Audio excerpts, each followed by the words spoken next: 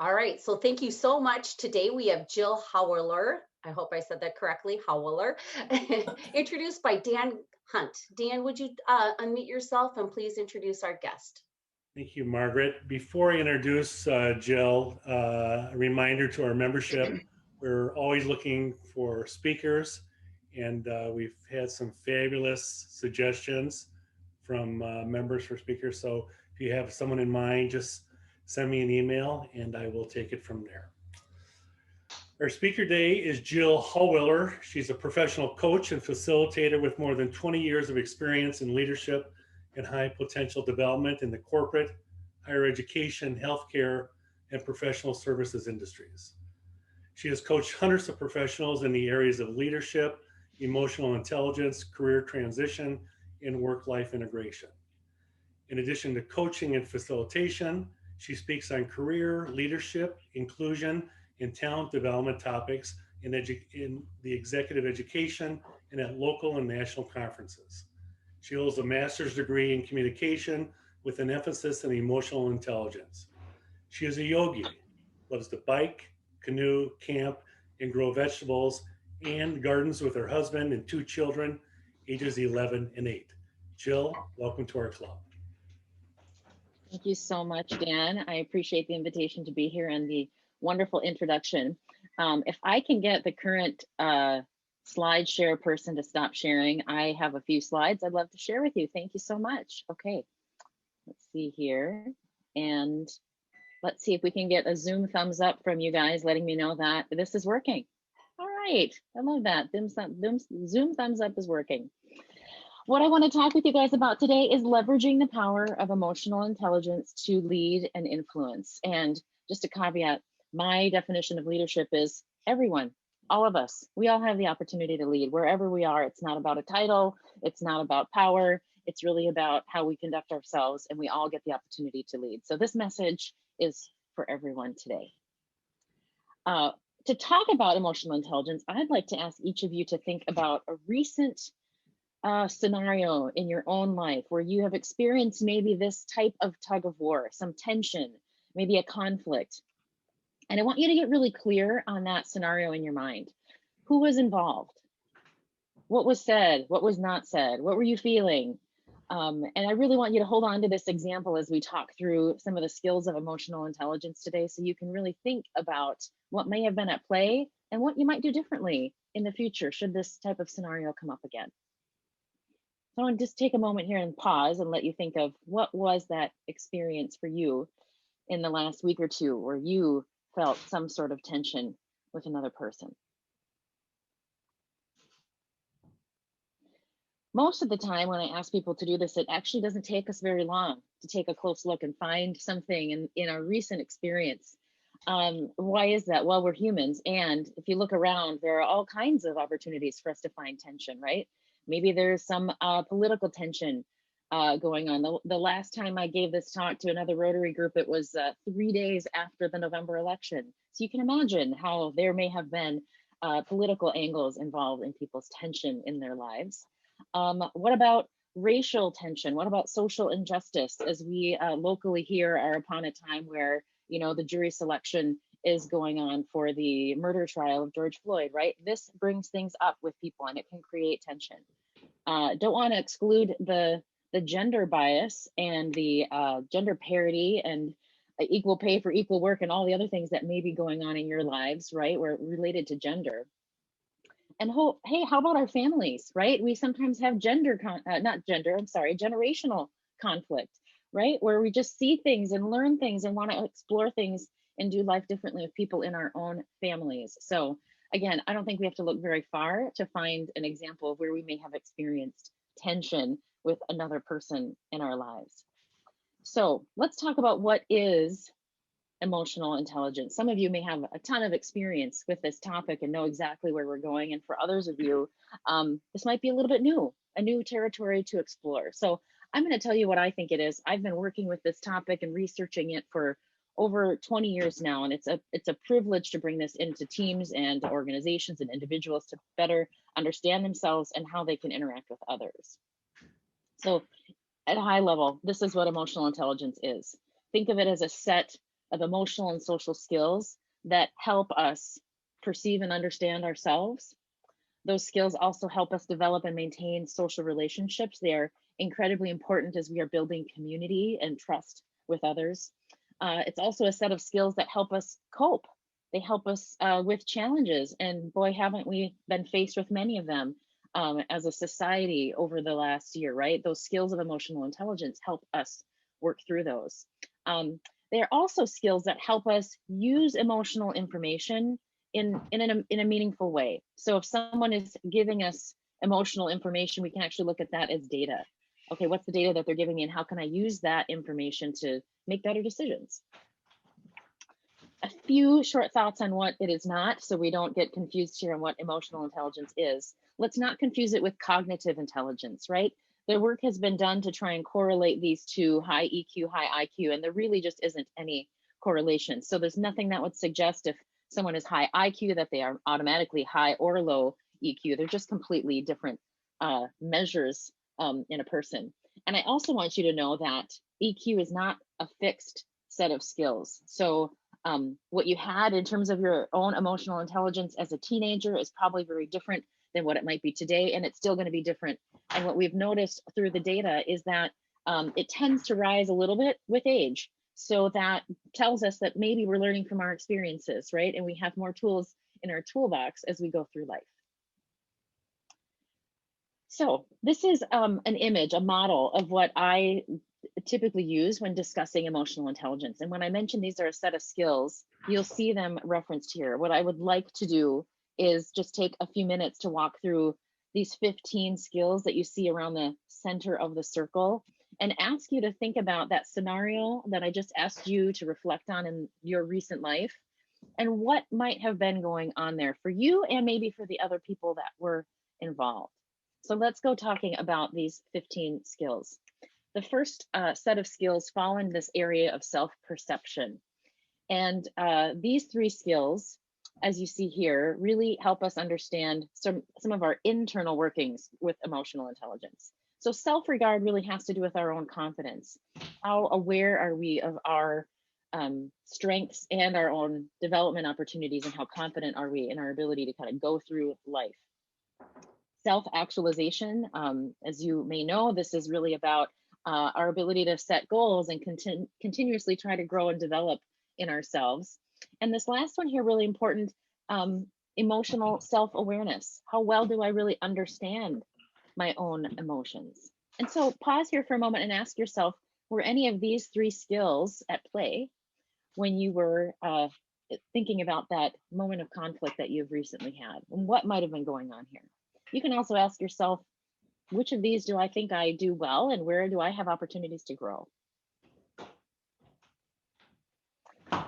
I love quotes. Quotes help make sense of things. And so the quote that I like to use here for this area of self-perception is, know first who you are, then adorn yourself accordingly. So here I'm putting up a picture of a woman that some of you may know. If you know who this is, feel free to take yourself off of mute and just tell us all, who is the person you see? Whose image do you see here?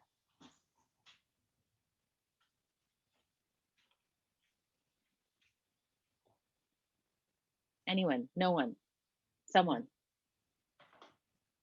Okay, this is Dr. Brene Brown, for those of you who don't know or maybe have heard her name.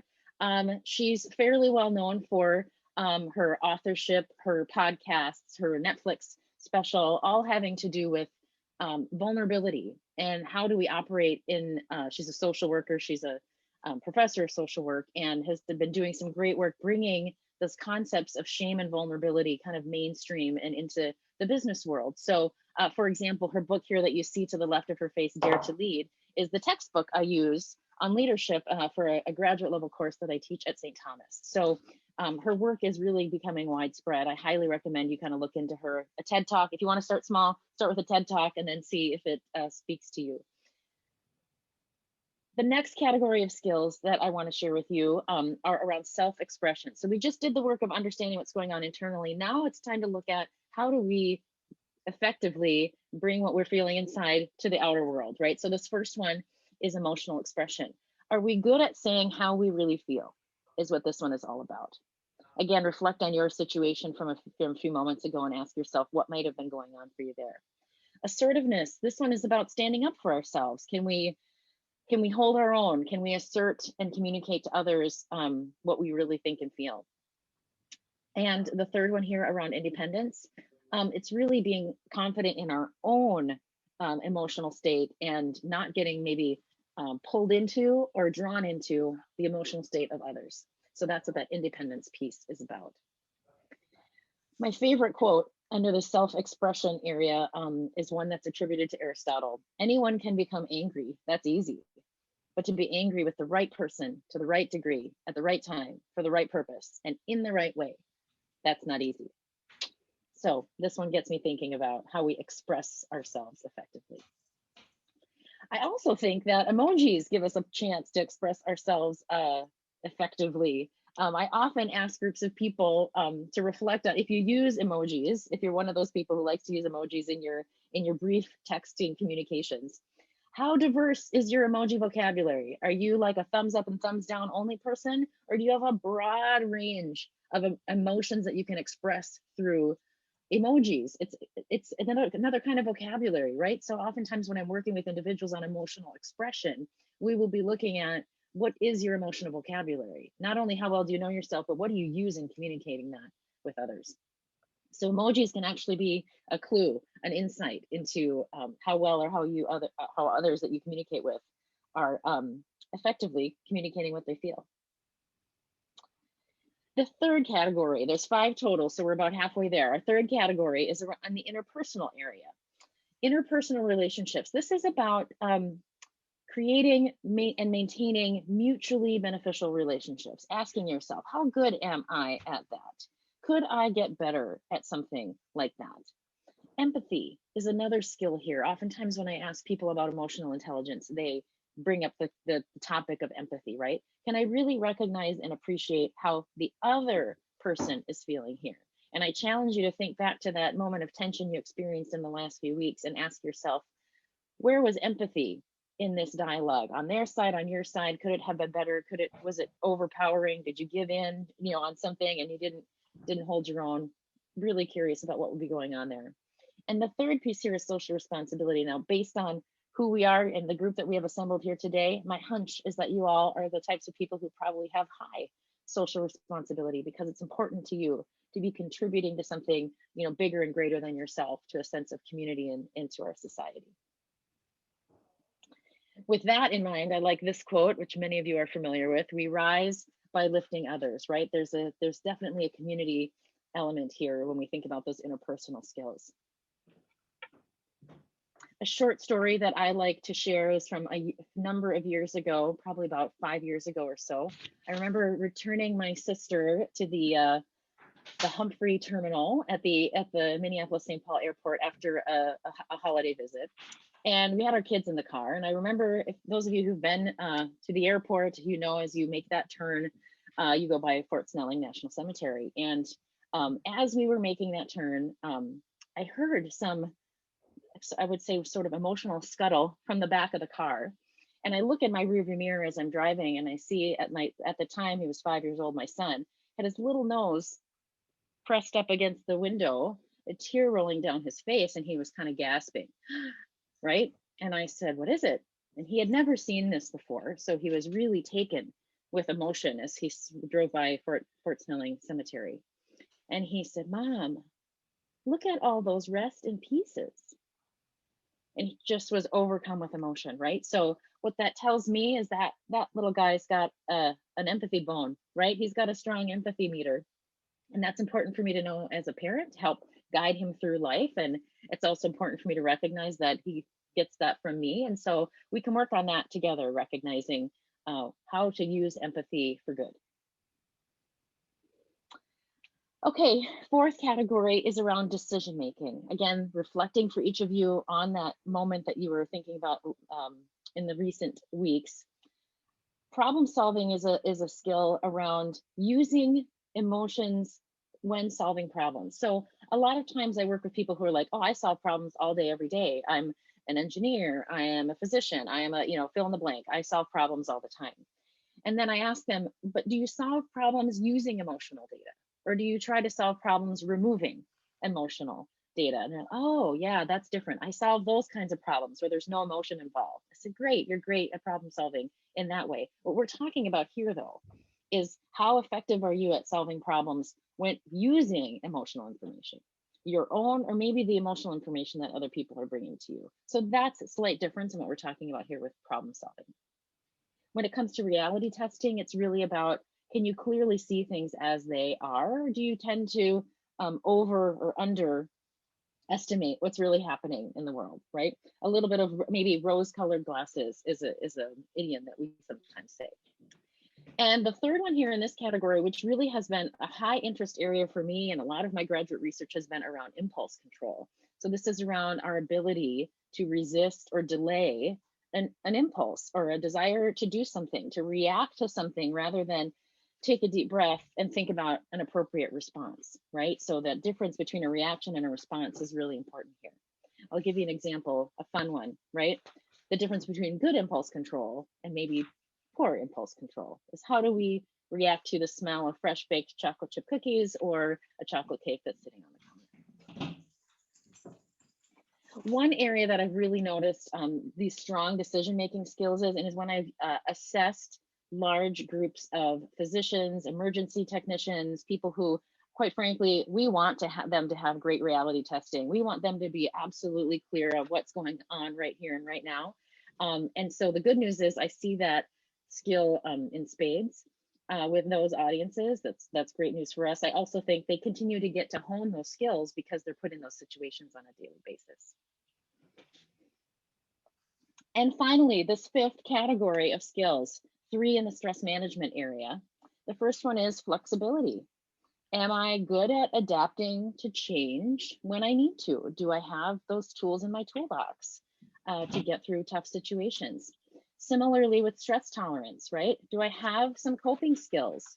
Do I know what to do when stress comes my way? Do I have a way of managing through that? These are all skills that I can build, right? I just said earlier, we're not stuck with what we've got. Our experiences can help shape these, and we can be intentional about, I want to be more flexible. There are things that I can do to learn to become more flexible. Same thing with stress, same with all of 15 of these skills. And the last one that I'm going to share with you here is optimism. Our ability to have a positive outlook on things. Are things going to be okay in the end with everything that's going on, right? And we can actually measure all of these skills and help people develop a plan for getting better. Or in some cases, if you've got too much of something, we need to work on bringing it into a little bit more reasonable area to be effective in our relationships. So a quote with that stress management category in mind, I don't know who to attribute it to, but it is one of my favorites. A diamond is just a piece of charcoal that handled stress exceptionally well. So here's our opportunity. I want to invite you to think about that tense moment, that moment of tension, the conflict that you had brought up in your mind's eye earlier, and thinking about all 15 of these skills that I just ran through. What might have been going on for you? And I would even invite any 1 or 2 of you to come off of mute and tell us what insight you have. We don't want to know about your conflict situation. You don't have to tell us what's going on with your spouse or your boss or anybody else like that. But if you would just be willing to tell us, I think empathy was at play here, or I think assertiveness and I was too much or not enough, or anything, any other type of insight you might have as you heard us talking about these 15 skills. Who would like to share? Jill, I'll be your guinea pig. Thank you, Dan. This was a question I was going to ask you, but in this context. So I've learned over 26 years of marriage, I'm a much better person arguing than my wife. And so I've had to learn to help her make her argument, because her losing all the time isn't helping on it. And that was a difficult thing to overcome, because it was at the beginning it was like, well, I'm right. I know I'm right, and I'm winning the argument. I'm winning, yes. So could you just generally kind of speak to that? Well, I have a hunch based on how I don't really know you at all, like, this much. So, but you, based on what you just shared, to me, that sounds like you must be a high empathy person. If you're willing to see things from her perspective And in the moment of tension, help her make her argument. That says something about the skills that you have in yourself and your ability to help grow them in others. So I think that makes a ton of sense. I think that's a takeaway for me right there. I'm going to drop that one in my back pocket, see if I can't use that one at my home as Well, well. I don't know if I'm high empathy, but I like my wife being pleasant to me, and that was a requirement. Yeah, there's always more to the story, right? Thank you, Dan.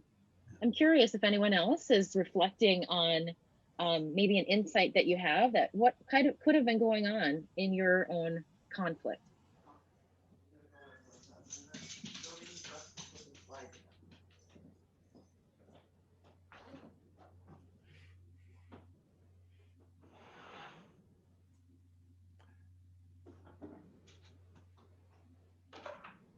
No insights. Okay. We'll give it a couple more Anyone? minutes, and I got some questions here for you. We'll give one more chance for one of our members to speak up, and then if no one does, we'll go to questions. Okay.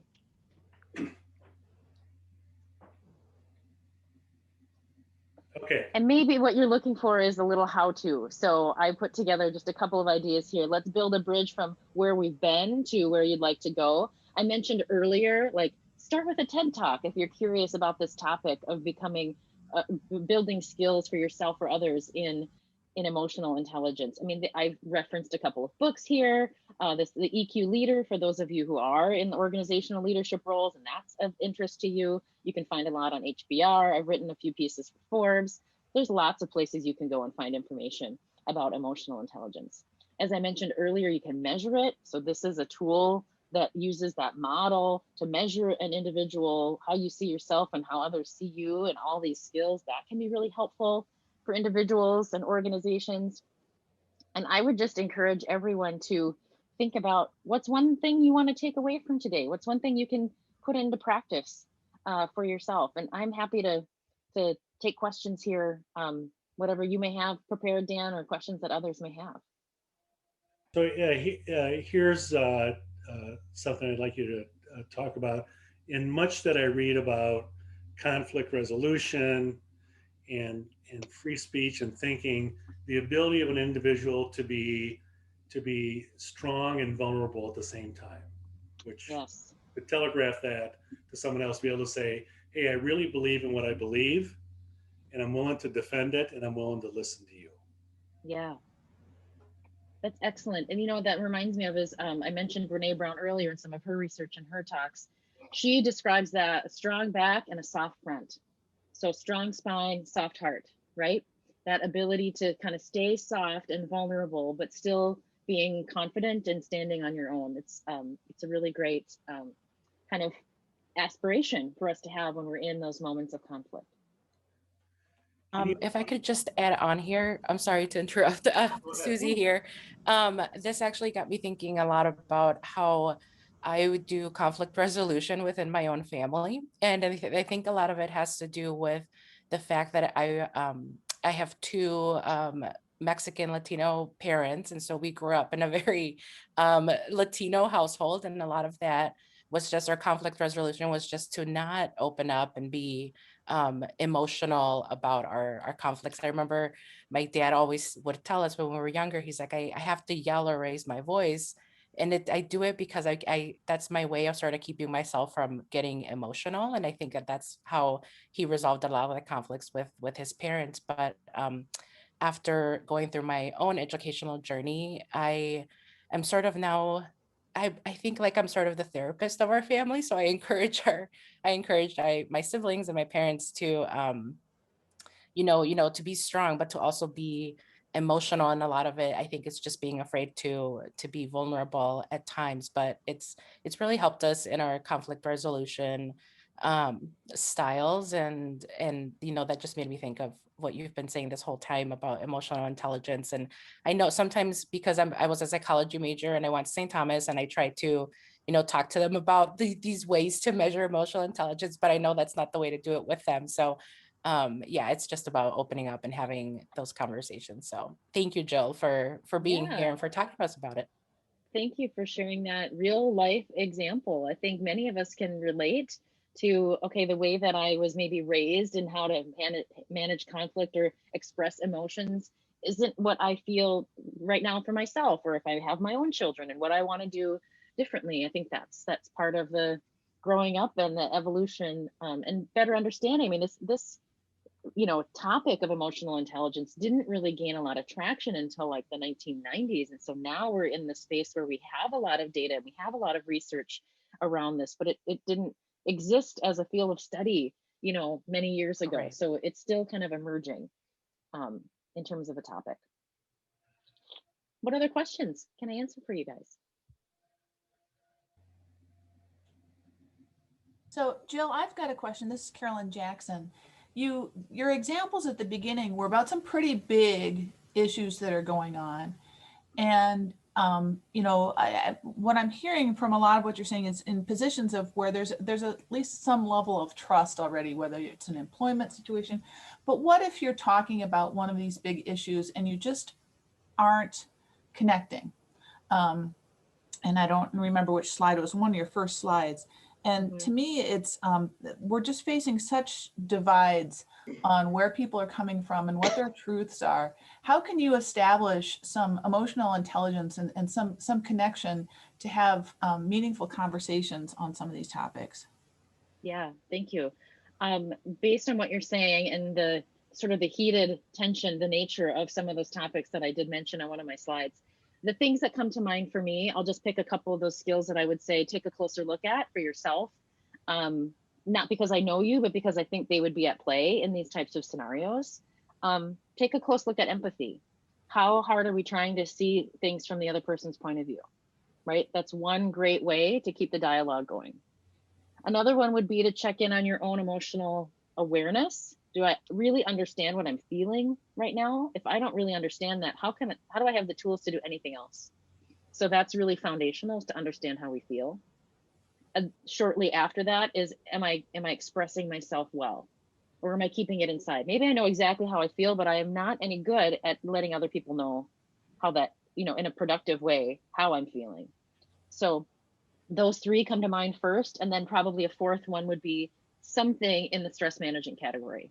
Do I have good tools to manage the stress when I feel like I'm going toe to toe with somebody or we're in a heated discussion? I would take a closer look at those skills and say, if I'm good at any of these, then I need to leverage them more often when I'm in these tough conversations. And if I'm not good or have room to grow, as we all do in some of these, how can I practice that when I'm in these types of conversations? I hope that helps, Carolyn. Yeah, thank you. You bet. I have one final question, but if there's other member that wants to ask something, I'll defer. Anyone else want to ask Jill a question? Okay, so here's what we'll wrap it up with. So can you look back a couple points in your life, maybe as a teenager, although I'm sure you were a perfect teenager, but in case you weren't, or as a young mother, and talk about, now that you look back, what could have people around you done differently that would have helped you at those ages? What could people have done differently to help me at those ages? I'm gonna go. Was it Susie? Someone who spoke earlier said something about how she grew up. I think for me, being encouraged to express myself in a healthy way as a young person, even though I might not have those skills yet, but that's a great time to start developing them, right? Instead of keeping them inside, practice sharing them. Okay, what's a better way to express yourself? What would you do differently next time? Even I think about teenagers and having a hard time, with friend relationships, and they're so important at that point in our lives, and figuring out who we are as young adults. I think being encouraged to really understand what one is feeling and sharing that is a life skill that you can use for the rest of your life. Jill, before first of all, it's been so long since we first Zoomed, I forgot which member recommended you. So whoever it is, if they're out there and they can speak up, that would be great. Sure. Oh, okay. Great talk. Thank you. You do a fabulous job. So I recommended Jill. There we go. Because part of what I like to do is go and look at the websites of other Rotary clubs. And if they have something interesting, I dig in and see what it is. And I saw that Jill spoke with Minneapolis Rotary, and she was a program at their Rotary Club, and they have pretty high standards for speakers. So I figured, and I looked at her content of what she talked about and thought that would be a great program for us. And it's thought provoking. I would go out on a limb and say the fact that you're not getting a lot of feedback this morning means that you've planted a lot of things for us to think about. And so I I've written a couple of notes here, and know that I'll be kind of chewing on this for a little bit. Thank you. And I know I gave you a ton of information in a snapshot of time. Oftentimes this is a half day exploration with people, so I just tried to give you enough to chew on. So thank you. You did very well, Jill. Thank you very much. Thank you. Appreciate Thank the you, invite. Jill.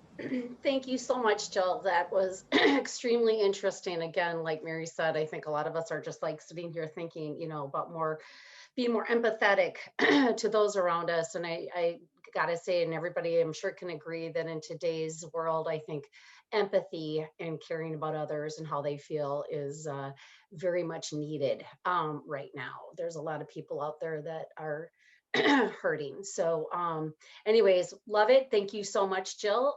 Please come back anytime if you see us on the website or see anything and you have an interest in, please join us. And we'd love to tell you more about Rotary.